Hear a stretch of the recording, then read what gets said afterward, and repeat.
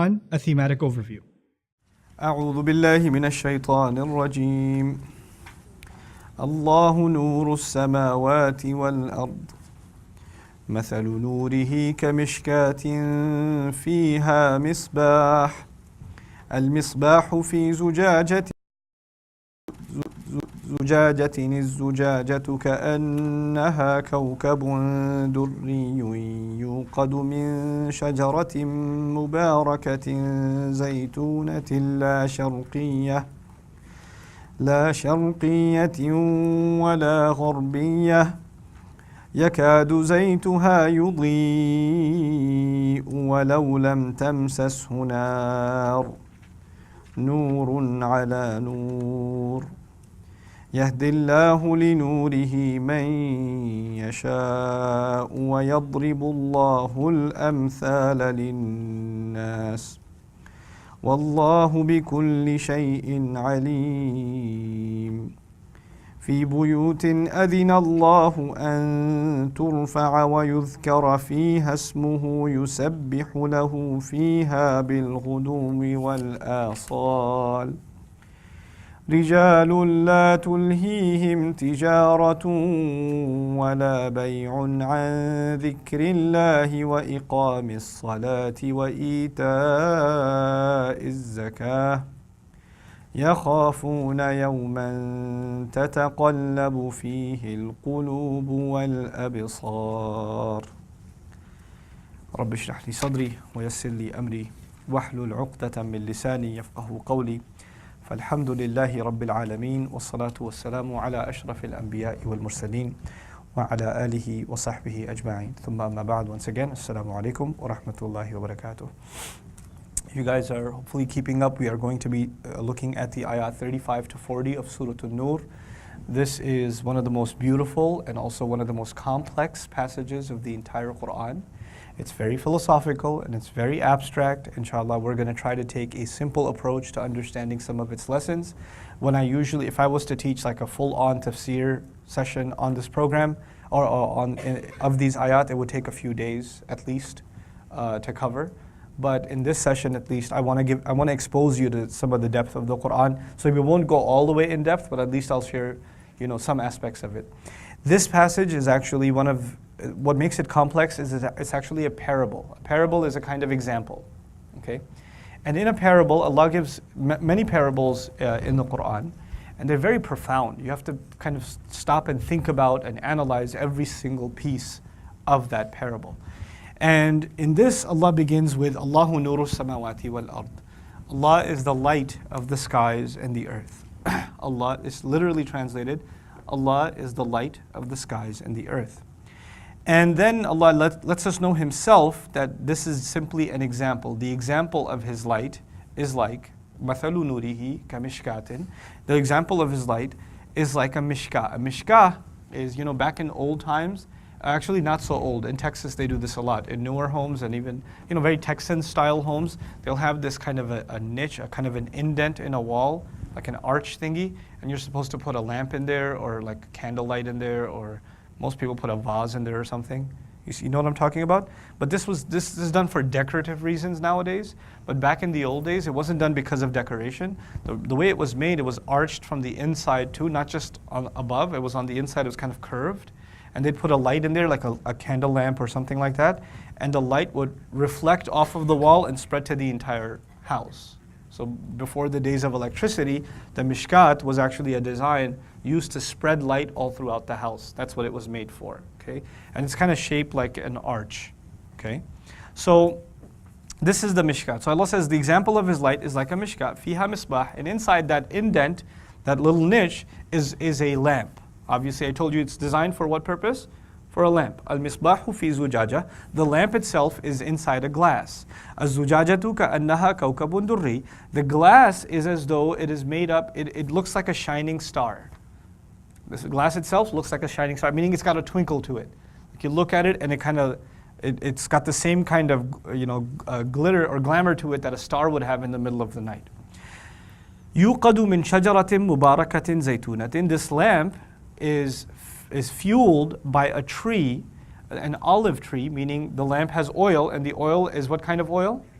olive oil of a blessed olive tree that is olive, لا شرقية ولا غربية. I'm just translating right now, I'm not explaining, okay? We'll explain a little bit later. لا شرقية ولا غربية, the tree is neither eastern nor western. We don't know what that means yet, but we will soon, inshallah. يكاد زيتها يضيء ولو لم تمسسه نار. Its light is, or its oil is almost about to catch light, meaning oil is trying to catch the fire. You know how oil kind of tries to run after the flame? Or petroleum or gasoline, that's why they tell you not to use like a match or a cigarette, whatever, near a gas station. Because petroleum, it's kind of hungry for a flame, so it jumps towards it. So it's almost jumping towards the light. وَلَوْ لَمْ تَمْسَسْهُ نَارٌ, even though fire hasn't even touched it yet. نُورٌ عَلَى نُور, light on top of light. Light upon light. يَهْدِ اللَّهُ لِنُورِهِ مَنْ يَشَاءُ, Allah guides to His light whoever He wants. وَيَضْرِبُ اللَّهُ الْأَمْثَالَ لِلنَّاسِ, and Allah gives examples for the benefit of people. وَاللَّهُ بِكُلِّ شَيْءٍ عَلِيمٌ, and Allah is knowledgeable of all things. Okay, so this seems pretty complicated. There's a lamp and the light, and it's a house with a niche and the glass and oil and olive tree. There's lots of stuff going on. What does that have to do with Islam? Why is Allah giving us this example? It's actually pretty profound. And so we'll begin at the very top. The purpose of giving an example is for the student to be able to remember a lesson. To be not only just to be able to understand the lesson, but to be able to remember the lesson. Once you go through this lesson, the idea is you won't look at a lamp the same way again. Next time you see a lamp, you'll just experience a review of everything that was just talked about. That's the idea of giving it like imagery and drawing a picture and painting an image. The purpose of that is so it becomes easy for you to remember. Quran at the end of the day is Allah teaching us. وَعَلَّمَ الْقُرْآنِ, He taught the Quran. And a good teacher knows how to give examples. And then you'll study the example and you'll analyze it, and all this complication and all of it. At the end of the day though, it's just a picture. All you're analyzing is a picture. Because Allah just painted a picture with these words, right? And so we're going to look at that in that sense. So hopefully by the end of that long, complicated discussion, this lesson will become imprinted in your minds and in your hearts, bi'idhnillah. Allah describes Himself as the light of the skies and the earth. Now light is of two kinds. Light in Islam is of two kinds. There's physical light, like the light of the sun, and there is spiritual light, like we said this person's heart is full of light, or the Quran is guidance, and the guidance is a kind of light. Like Allah says, Allah brings brings His friends out of darkness into what? Into light. So the light is physical and light is also spiritual, right? Angels are made of what kind of light? Photons? Angels are made of spiritual light. That's spiritual light. You understand? Our ruh, the ruh that was put inside of us, is actually light. But which kind? A spiritual light. So there's physical light and there's spiritual light. When I talk about the light of the sun, what am I talking about? Physical light. Now the beauty of this passage is Allah is going to give us an example or describe physical light. And if we think about certain things that physical light does, then we will understand certain things that spiritual light does. So actually, Allah in this passage is going to make a relationship between physical light and spiritual light. Now, spiritual light is not something we can understand. It's beyond us. It's not. We've never experienced like physically what it is. We don't know. But physical light, everybody's experienced. Like the daylight outside is physical light. So we'll begin with that. Allah is the light of the skies and the earth, as if to say, without Allah, there would not be any light in the skies. And the source of all the light in the skies and the earth, the entire universe, would be completely dark had it not been for Allah. Now, what is Allah's light for this planet, physical light? The sun. Allah's physical lamp for this planet is the sun. Now let's think about the sun for a second. The sun, if you want to be, by the way, how do you appreciate light? What kind of a human being is incapable of appreciating physical light? Very good, a blind person. A blind person. So in order to have vision, you need two things. In order to have vision, you need two things. You need vision, your eyes need to be working, and you need light on the outside. In many literatures, including Arabic, the ability to see is to be able to say this person has light in their eyes. The ability to have, there's light in your eyes and there's light outside. You know how lights have a certain shine to them? So it's called the light of the eyes. So someone who sees has light inside, the light of the eyes and the light outside. You need both lights in order to be able to see. Is that clear so far? Okay, like for example, one of the words for the eye in Arabic is literally light. The eye is literally light. So there's this light that you have, and there's this light outside of you. Until both of them are there, you're going to be blind. Now, if you have perfectly functioning eyes, but Allah takes the planet sun away, are we still able to see? No. No, we're not able to see anymore. So the first thing is you cannot see reality around you unless Allah lights up the reality around you. And even if Allah lit up the reality around you, you would know nothing about that unless you had what? This over here. You had physical eyes yourself. Now let's talk about the spiritual side. This is the physical side. Let's talk about the spiritual side. Spiritually speaking, Allah gave us, just like the sun gives us light from above, Allah revealed light from above the Quran. Allah revealed light from above. And He revealed this light for human beings. But there are two kinds of human beings. Human beings that are spiritually blind and human beings that spiritually see. Someone who closes up their heart is spiritually blind, and so even though there is light all around them, light of the Quran, they're not going to be able to see. And their example is the example of a blind person standing in the sunlight saying it's dark. That's the example. So you understand the spiritual side and you understand the physical side. So you with me so far? Okay, let's move on. They say in Arabic, everyone goes, it's complicated. Can you handle it? I think you can handle it. Let me ask you, can you handle it? Yes. Yeah? Yes. Okay, let's try. Ali radiallahu anhu describes this idea of physical light and spiritual light in a really interesting way. He talked about the human intellect. He said, Al-aqlu aqlan matbu'un wa masmu'. Very powerful. He said, the intellect, the mind, is actually two minds. The mind is actually two minds. A mind that is already given to you, a kind of ability to think that was given to you from the moment you were born, and another one that you build over time. What does he mean? He means that the ruh is a kind of thinking too. It thinks also. But the ruh was with Allah, and it was fully mature. Unlike a baby who's not fully mature, the ruh that was put inside of us is actually fully mature. It can already speak. Did you know that? The ruh actually spoke with Allah before it even came into our bodies. Our belief is every human being has actually had a direct conversation with Allah already. One-on-one. Alastu bi rabbikum? Qalu, bala shahidna.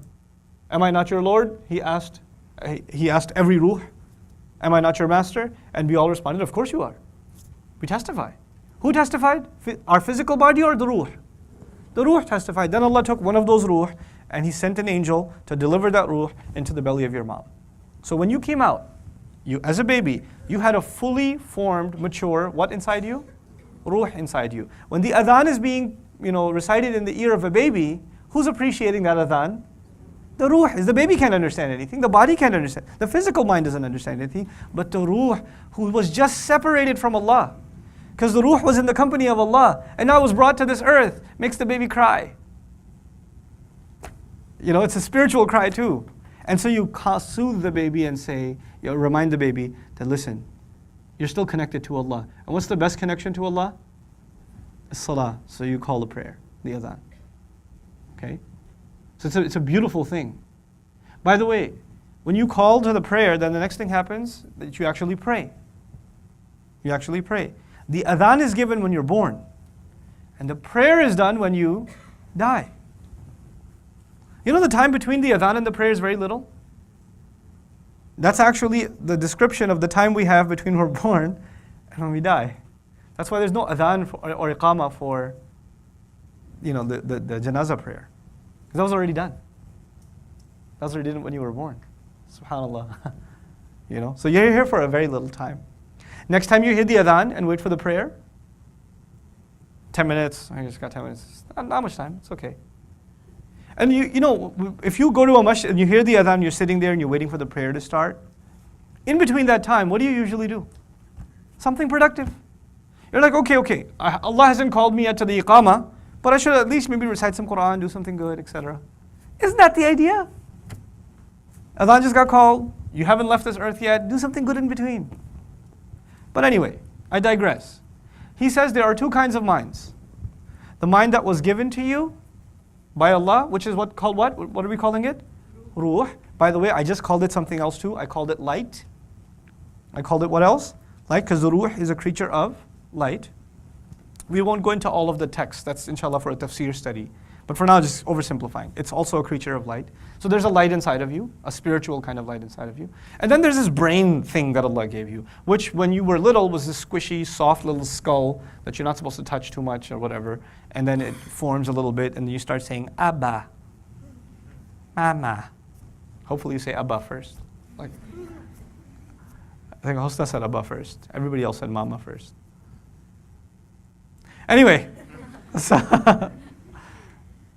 I'd be working on one of them, like Wali, like, say Abba, Abba, Abba. He goes, Mama.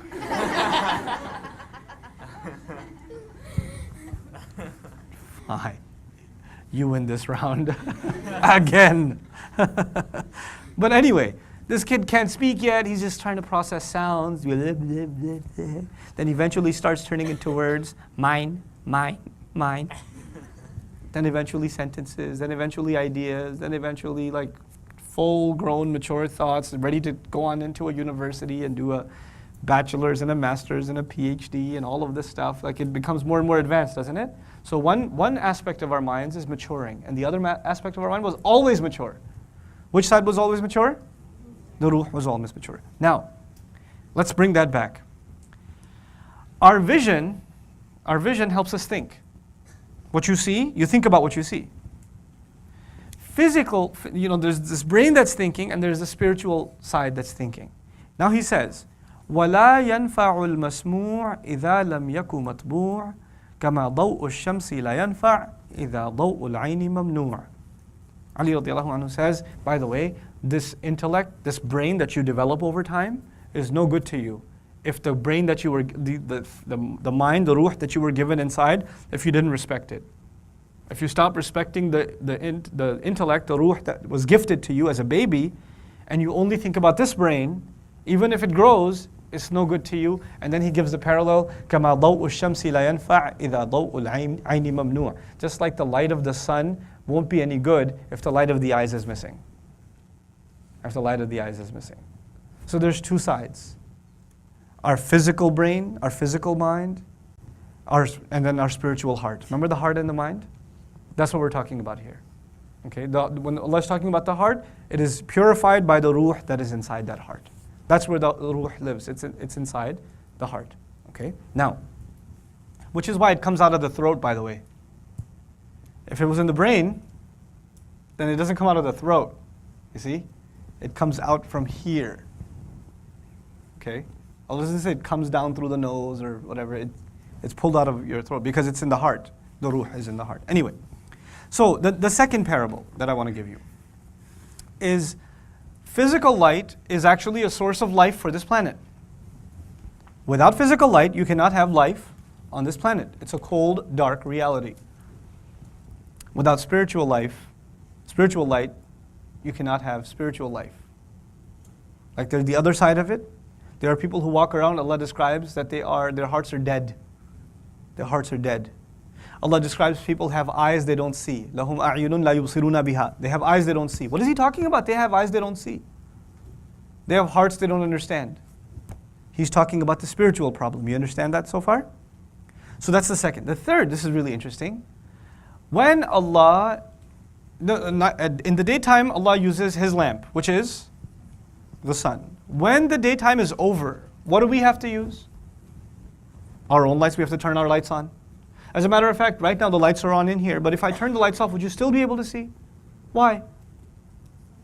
Because Allah's light is on right now. Let's turn the switch on right now. Imagine all the city's lights are off and it's nighttime, we'll be able to see? No. So when Allah turns His lights on, when Allah's light comes, then our lights basically become irrelevant. They become irrelevant. They're not necessary anymore. They can add a little bit, for your decorative, but they're not a necessity anymore. They're not a necessity. The necessary light is the one that Allah provides. When do our lights, we have to light a fire, light a candle, turn switches on and turn bulbs on. When do we have to do that? Nighttime. We have to do that at nighttime. Now think of ancient times. And by the way, the best efforts we can make to turn our lights on, if all the bulbs in the world were on at the same time, all of them, can it compete with Allah's one lamp? So then the next example we learn is there is absolutely no comparison between our light and Allah's light. Our light is so limited. It's so limited. You know when you're landing from a plane? Have you ever landed from a plane in the daytime? And compare that to landing from a plane at nighttime. When you land from a plane in the daytime, what can you see? Everything. And even if you're landing into a city in the nighttime, what can you see? Just dots of light. And how much do they light up? Just a little bit around them. But actually, is there water there? Are there mountains there? Are there trees there? Can you tell? No. No. Our light is limited physically, and Allah's light is unlimited. Our light can only light up maybe ourselves a little bit and some people around us. When Allah's light comes, it lights up what? Everything. Does our light give life? Does Allah's light give life? Yes. Now let's talk about the spiritual side. This was the physical side. Spiritually speaking, we have certain ideas. We have our brain. We have certain ideas. And they may be good. But how good your ideas are at the end of the day are still going to be limited. Just like the light we produce is what? Limited. And what we can see with this light that Allah has given us, this light of our eyes, what we can see is actually limited. Why is it limited? Because it's just ours. Weak bulbs. But when Allah brings His light, when Allah reveals, then sometimes we learn that our light, what we couldn't have known ourselves, He completes it. He completes it. Now we have the full picture. Now it's like, whoa, now I can truly see. You go to a place, you visit it at nighttime, they're driving you to the hotel or where you're going to stay, and you're trying to look really hard outside. Like my family, we were invited to the Muslim community that lives in Bermuda. So we went there. We landed in the evening, like Maghrib time or so, and it looked really beautiful because it's an island, and we were looking over at the ocean, but by the time they came to pick us up, it was really dark. And we're driving, and everybody's trying to find the ocean. All the kids are like, all they see is like trees and dark streets, and they don't see anything. Like we did not appreciate where we were at night at all. Then day breaks, and you look out the window, and you're like, what? That's what we drove. And then we're driving, and we're like, was this the road we took last night? Yep, that was the road. Oh my God, this is so beautiful. I completely did not appreciate what this was until Allah's light. So until Allah's light comes, you may have some appreciation of reality around you, spiritually speaking. You may know some things about what's going on around you, but when Allah reveals His light, your appreciation of reality around you changes like night and day. Like night and day, bro. Totally different. The world becomes a different place. All of your experiences become different. Just like the experience between night and day. You with me so far? Okay, now let's take next steps. Now Allah says, مَثَلُ نُورِهِ كَمِشْكَاتٍ. The example of His light. Now there's two lights. You remember I told you there are two lights. There's a light outside, the sun, and there's a light inside, which is what? Your eye.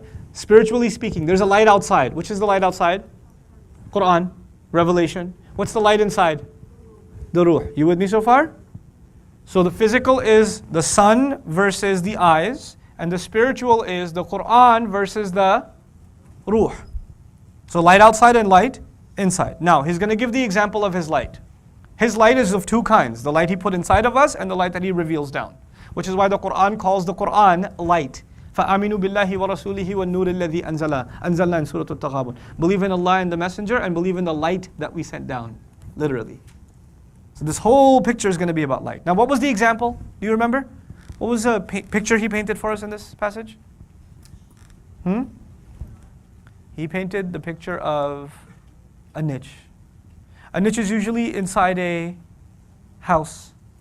It's inside a house. And a niche is shaped like an arch. A rib cage is shaped like that. It's the shape of a rib cage. And inside that niche there's a lamp. That lamp must be similar to my heart. So there's going to be a physical picture, but that physical picture is actually describing a spiritual reality. That niche is my rib cage, and inside that rib cage is my heart. Fiha misbah. Now that rib cage, when the light hits the niche, what is it supposed to do? Spread. If you're really a person of light, if you're really illuminated, then does the light stay inside you? Or does it spread? It lights all of you up, and you can tell even from the outside there's a light on. Some light even comes outside. The houses where the lights are not on, and the houses where the lights are on, can you tell the difference? Yep, you can tell. And when does that difference become really clear? This is a really cool part. When does the difference become clear between a house that has the lights on and the house that has the lights off? Daytime or nighttime? So the light, if you have light inside of you, it will really shine in dark times. The light that you have inside of you will really shine and really become prominent when there's darkness all around us. And not just physical darkness, I'm talking about what? Spiritual darkness. Spiritual darkness. So, it's powerful stuff, man. Powerful stuff. Anyway, so there's this niche. Inside it, there is a misbah. Oh, what a beautiful word. Misbah. Misbah is translated as lamp. But actually, for those of you who know some Arabic, misbah is an ism ala. What that means is it's a word used to describe a tool or a device. Anybody know what subh means? Or subah, this is, subah ka time ho gaya. Morning. Subh means morning. Misbah means a tool that makes it feel like the morning. A tool that tries to replicate the morning. That's literally what the lamp is called. The Arabic language has lots of words for lamps, but the one that was chosen in the Quran is the word that says this is a device that tries to make it feel like the morning again. You with me?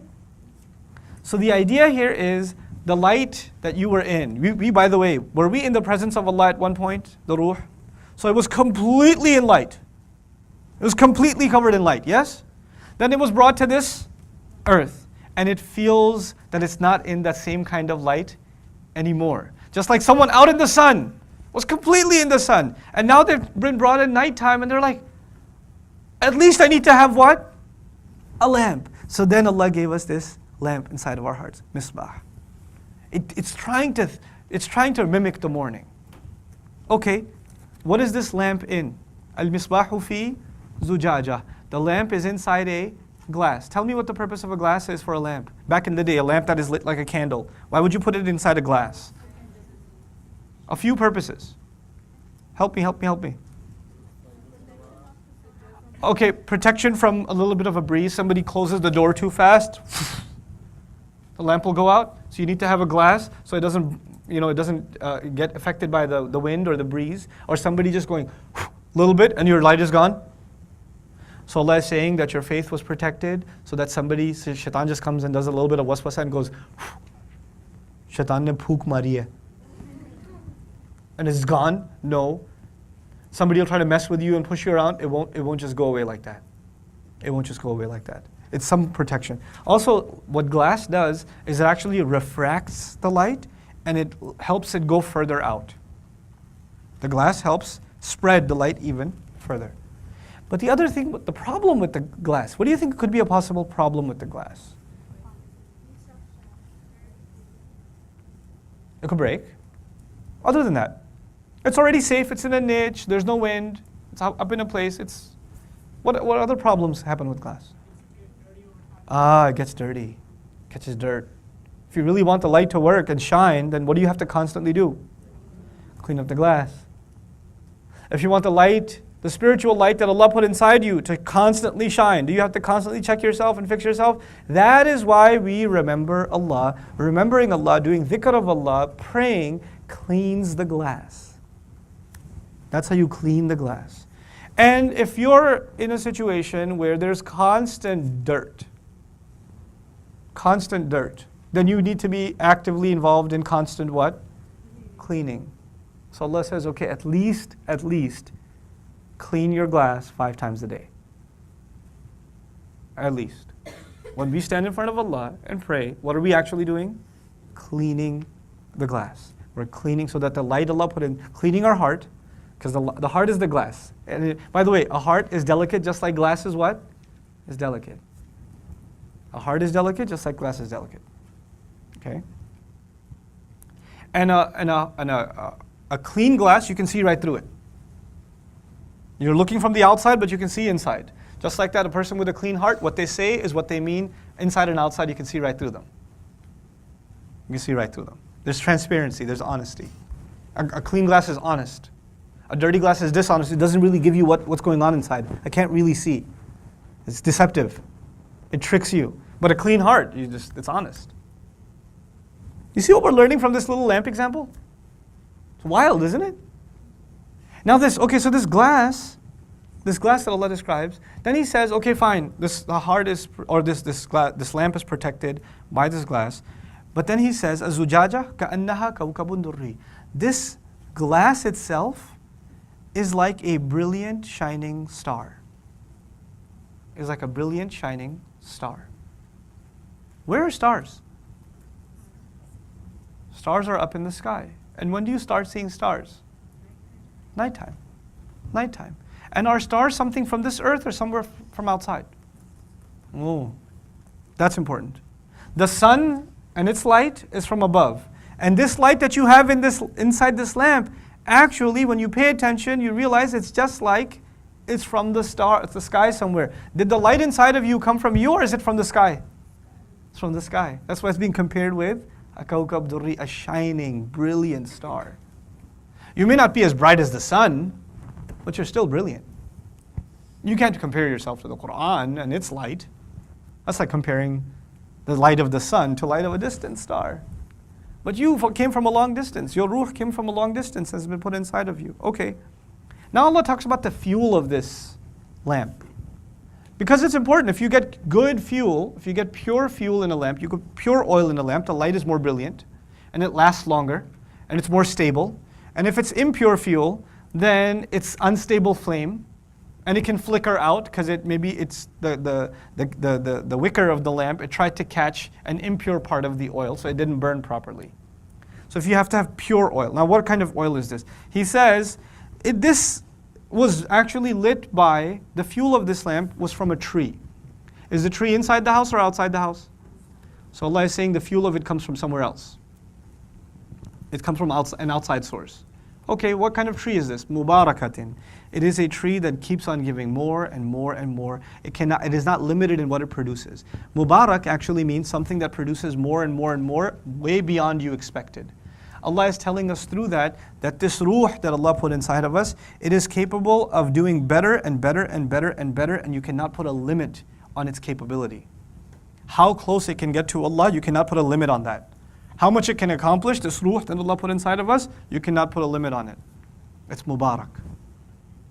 Now, on this, because I'm thinking that this is already a difficult lesson and might as well go all the way, I'm going to share some complications with you, but I think you can handle it, inshallah. Those of you who can't handle it, I apologize ahead of time, but I think you might be able to do it. I'm going to share something with you that a great philosopher and a thinker about Islam, Dr. Allama Muhammad Iqbal, he had some thoughts on the ruh, and he had some thoughts on this light that were very profound. I'm going to summarize them, and I'm going to mix them with the ideas of another great scholar that I've been recently benefiting from, Sheikh Abdullah Adhami, and I'll present you a combination of both of those guys' ideas. Human beings produce some beautiful things, don't they? Give me some examples of remarkable things human beings produce. Anyone? Anything? Paintings? Sure. Art? Sure. Clothes? What else? Jewelry. What else? Architecture? Pyramids? Cities? Roads? Technology? Huh? Furniture? What else? Food? Do we make better food? Cars? Very good. Cars? Planes? Internet, technology. We produce some remarkable things, don't we? Music, forms of art. Human beings produce some incredible things. Stories, novels, poetry. I mean, we are, unlike any other species, we have this thing called creativity, right? And our creativity, human creativity, does it increase or decrease over time? So, like, we don't say, well, our previous generation already made the telephone. We said, no, there's gotta be a way to improve this. There's gotta be better communication than this. And then somebody comes out with the wireless phone. Hello? Yeah, I can hear you, it's amazing.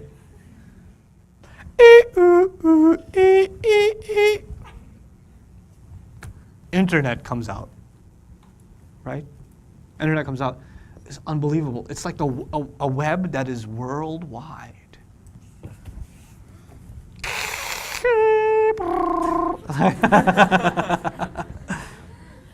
But even though it came out, were we happy? Or did we say, no, this can be improved? We said this can be improved. People figured out how to make clothes, and coats and all of this thousands of years ago. Did we say, hey, look, this lion fur with the teeth hanging on top? What you think? Eid Mubarak, right? Look like. Did we improve? People used to live in a certain kind of house. Did we improve housing? Furniture? Did we improve furniture? Clothing? Wow. Medicine? Food? Crockery? Dishes? Are we constantly changing and creating new and newer things? Why? Because it seems human beings inside of them have this desire for perfection. And every time they make something, they're impressed, but they're like, it's amazing, but it's not perfect. I gotta strive for more, and I gotta strive for more, and I gotta strive for more. And the best car companies in the world, you know what they strive, what they're proud of? They're proud of the fact that they're never satisfied in pursuit of perfection. They just constantly want to do better and better and better. Now, do monkeys have that? Do whales have this issue? Do ants have this issue that they want to just improve, do better? They want to produce nicer, cooler art, a better video game. They want to produce a better RPG. They want to produce a better television, a better flat screen, better everything. We just want to make better and better and better. And it doesn't matter which field you go into. If you're passionate about what you're doing, you want to improve yourself constantly. If you're an athlete, what do you want to do? Get better at your game. If you're physically training, you want to get stronger and develop more stamina and develop more resistance. Isn't that true? Human beings are constantly looking to improve. That's the human spirit. You're supposed to constantly want to improve. Where did this come from? This idea that I want to just reach, even though I know I'll never reach perfection, but somehow everybody wants to strive for it anyway, right? And in all of their fields. The idea is that this ruh inside of us was actually in the company of Allah, in the company of the perfect. And then Allah put that ruh inside of you here. And you know what? That ruh is constantly seeking what? Perfection and beauty and perfection and beauty. How can I make this more beautiful? How can I make this more sleek? How can I make it more perfect? How can I make it more impressive? And you know what? We don't even realize it. That pursuit of perfection is actually subconsciously because we were in the company of perfection. And we became obsessed with perfection ever since. It's actually a spiritual thing that people want to improve technology. It's actually a spiritual thing that people want to improve architecture. It's a spiritual thing that agriculture should improve. It's amazing. This light that we're talking about inside of us comes from an outside source. No other species has this bug. They say we evolved from other creatures. Tell me which creature has the pursuit of perfection? Which creature says, I really want to do something with my life. I really want to accomplish something. I want to be the best at something. I have a talent. Which species has talents? And diverse talents. Every species has one talent. Monkeys have the talent of picking fruits off the thing and throwing it at people. Right? They have a talent. I actually saw it in Malaysia. It was pretty funny. They took us to this resort in Terengganu, which is right at the beach. This is a resort on the beach. And you don't come out of your hotel room into a lobby and then walk down into a beach. You come out of your hotel room into the beach. It's crazy, crazy. So I'm walking, and each hotel room is like a house. So you walk over a few yards, and then there's another house, a hut, another house, another house. So we're staying in one of these. It was so cool, man. So cool. One day I'll tell you a Malaysia story. But for now, so cool. You walk in, and there's this beach resort. It's beautiful. And I lie down on the bed. It's one of the nicest hotel rooms I've ever been in, by the way. And I've been in hotel rooms. And I open up the drawer, and there's a copy of Quran there. And I was like, yeah. Yes. Anyway, I'm walking over. The lobby's maybe 200 yards away.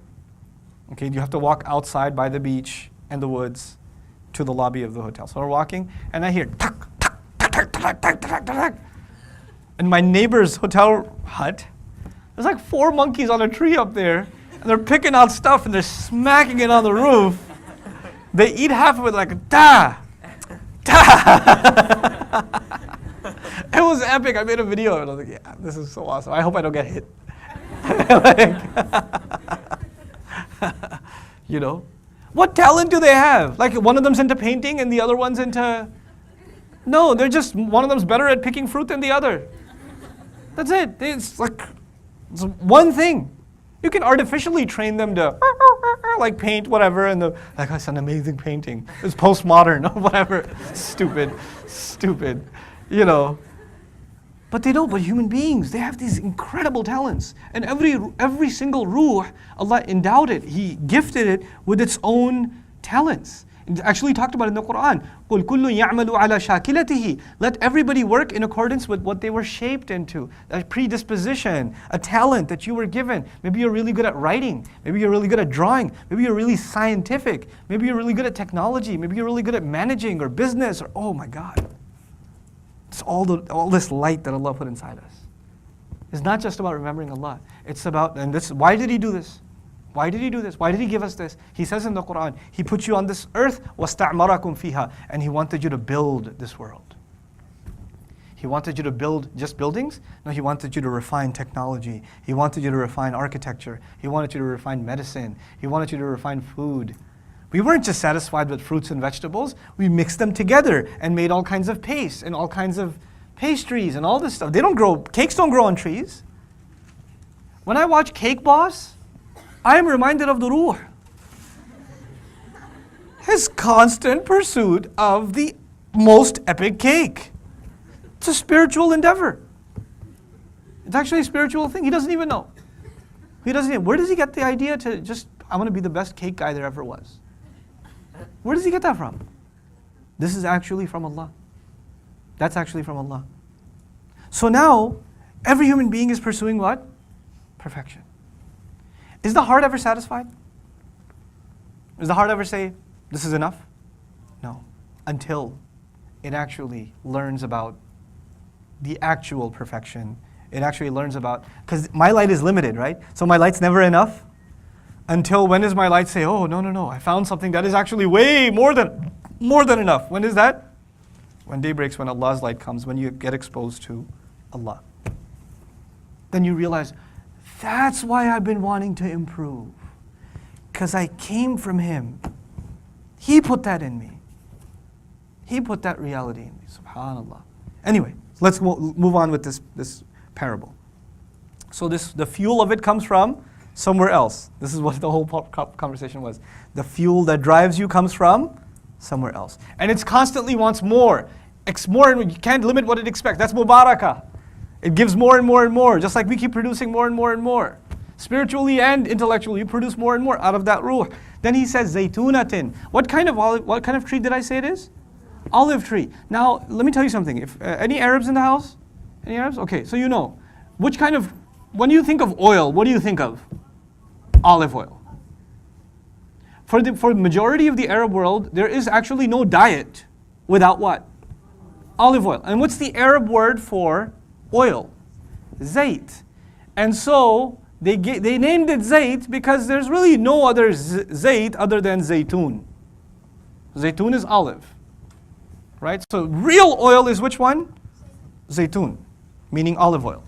To them, that's like the most epic oil. Now the thing is, the Arab lands, did they have a lot of woods? No. So there's this lone tree in the middle of the desert, an olive tree. Lone tree. The sun rises and it beams on it from one side, from the eastern side. Then the sun sets and it beams on it from the western side. So this tree gets baked all day. Those trees produce the best oil. If you have woods, and you have a tree that's all the way at the end on the eastern end, and you have another tree at the western end, when the sun rises, it bakes this tree on one side. But when it falls, it does not bake it on the other side. Why not? Other trees are in the way. So one tree got really good eastern light, and the other tree got really good western light. But if a tree is by itself, unique, it's not like any other trees, but just standing alone, then what happens? It is constantly being baked by the sun. So it's not on the eastern end and it's not on the western end. Allah says this is an olive tree that is neither eastern nor western. You understand why He says that? It's constantly being baked. And why being baked constantly? Why is that important that it's sunbathing constantly? Because those kinds of trees produce the most pure kind of oil.